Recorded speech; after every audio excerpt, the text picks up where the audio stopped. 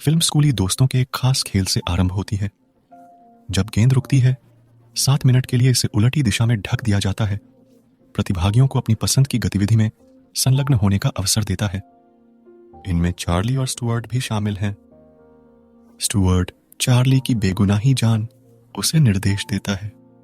अंत में स्टुअर्ट और जेनिफर साथ आते हैं, जहां वह उसे कुछ भी नहीं करने देती। फिर जब बोतल घूमती है, अनीशा को चुनती है, जो चार्ली को खुले में बुलाती है। अंदर चार्ली अनीशा के प्यार को समझता है। उसके चुंबन की कोशिश के बाद भी वह मना कर देता है, क्षेत्र से निकलें। अनीशा चार्ली पर नाराज होकर शाप देती है, कहती है उसका प्यार दूसरे से शादी करेगा। फिर वह चार्ली के बाल लेकर चली जाती है। वर्षों बाद चार्ली और स्टुअर्ट का बढ़ना दिखता है। चार्ली दंत चिकित्सक हैं और स्टुअर्ट प्लास्टिक सर्जन। दोनों के क्लिनिक एक इमारत में है।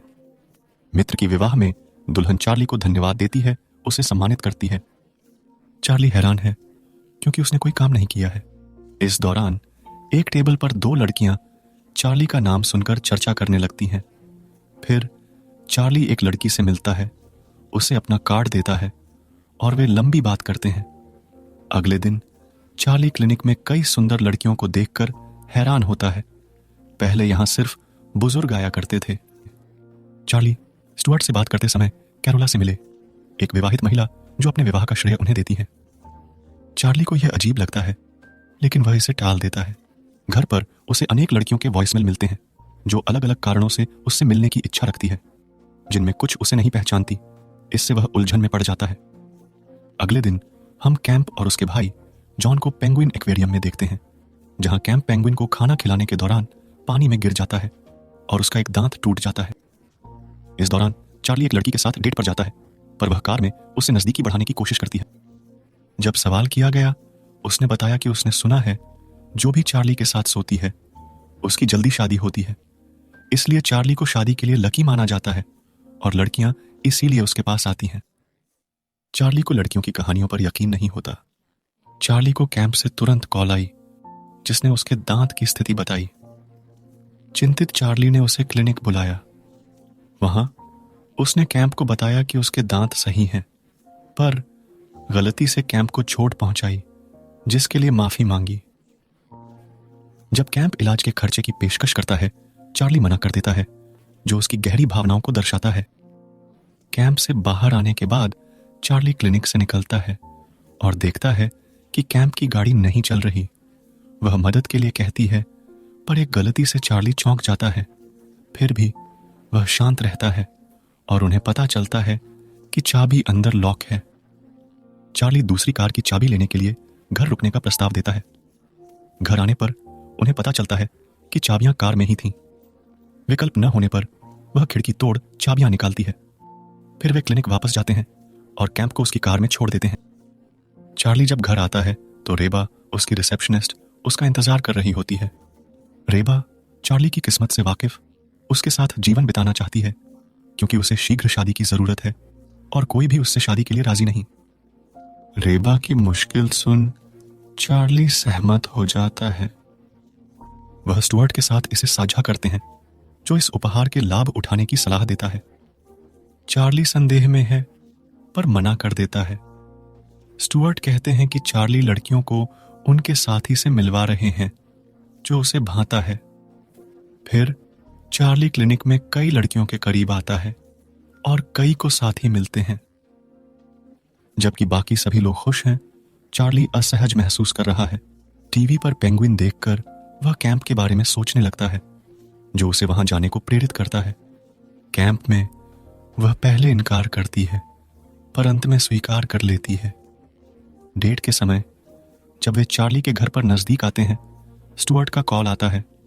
स्टुअर्ट बताता है कि चार्ली के लकी चार्म होने की बात सच है, क्योंकि जिन लड़कियों के साथ वह रहा वे शादीशुदा हैं।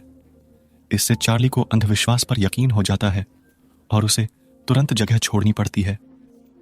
चार्ली और स्टुअर्ट अब भी लकी चार्म पर असमंजस में हैं, इसलिए उन्होंने इसे आखिरी बार आजमाने का फैसला किया।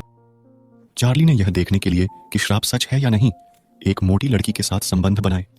तब वह वीडियो कॉल से कैंप को बताता है कि वह बीमार है और थोड़े समय तक केवल वीडियो कॉल पर ही संपर्क करेगा। चार्ली को अपनी योजना पर अड़े रहते हुए कई दिन बीत गए।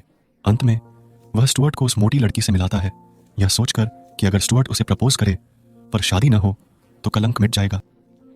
स्टुअर्ट भी मानता है और लड़की से मिलने जाता है। इस बीच चार्ली कैंप में समय बिताता है, जहां वे पहली बार नजदीकी महसूस करते हैं। दूसरे दिन चार्ली टीवी पर देखता है कि स्टुअर्ट की मुलाकात एक विवाहित महिला से हुई। वह स्टुअर्ट को फौरन फोन करता है, पर वो महिला से नहीं मिलता। इससे चार्ली नाराज हो जाता है, क्योंकि उसे कैंप से लगाव है और वो डरता है कि वह किसी और से मिल ले। कैलेंडर चेक करने पर उसे पता चलता है कि कैंप की जॉर्ज से बुधवार को मिलने की योजना है।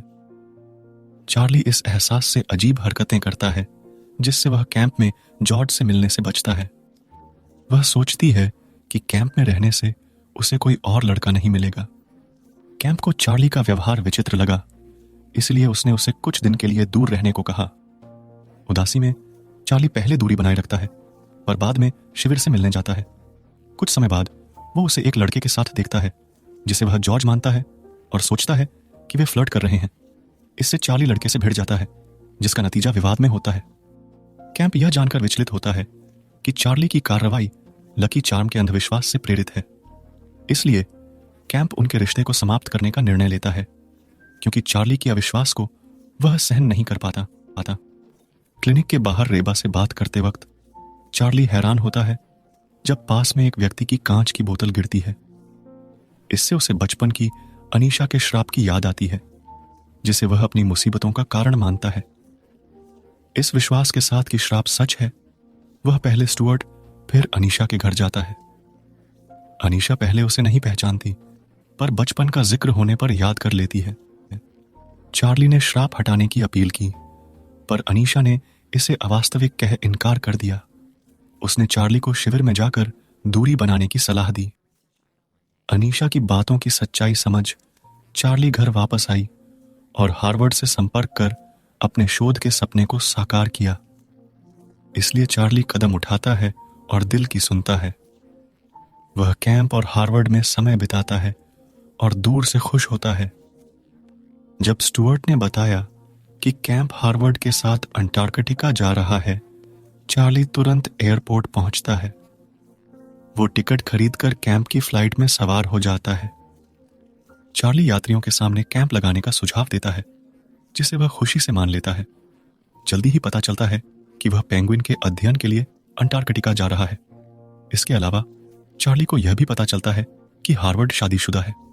इधर अनीशा एक गुड़िया और चार्ली के बचपन की फोटो वाला ब्लैक बॉक्स निकालती है, जिससे लगता है चार्ली पर कोई अभिशाप है। फिल्म को देखने के लिए आपका धन्यवाद। इसके साथ ही समापन होता है।